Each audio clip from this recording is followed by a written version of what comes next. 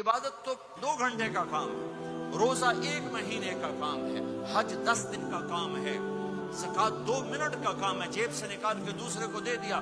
24 گھنٹے کی زندگی کا اسلام کیا ہے؟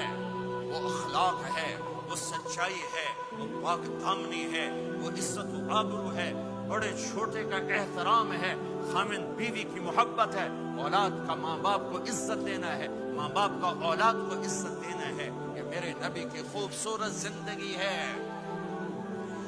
سورے جہان کے نبی اور گھر میں آتے ہیں تو حضرت عائشہ کو آٹا گوندنا نہیں آتا، میرے نبی حضرت عائشہ کو آٹا گوند کے دیتے تھے، آٹا گوند کے دیتے تھے۔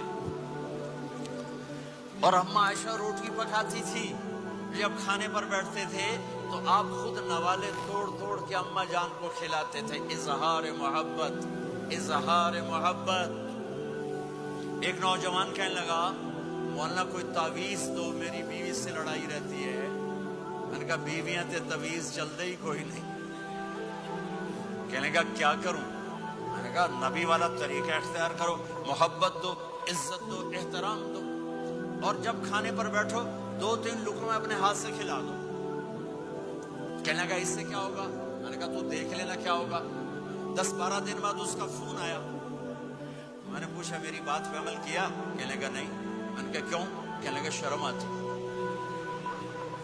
میں نے کہا کمزور کے ساتھ لڑتے ہوئے شرم نہیں آتی؟ کمزور سے بھی کوئی لڑتا ہے، عورت تو بیچاری کمزور ہے، اس سے بھی کوئی لڑتا ہے۔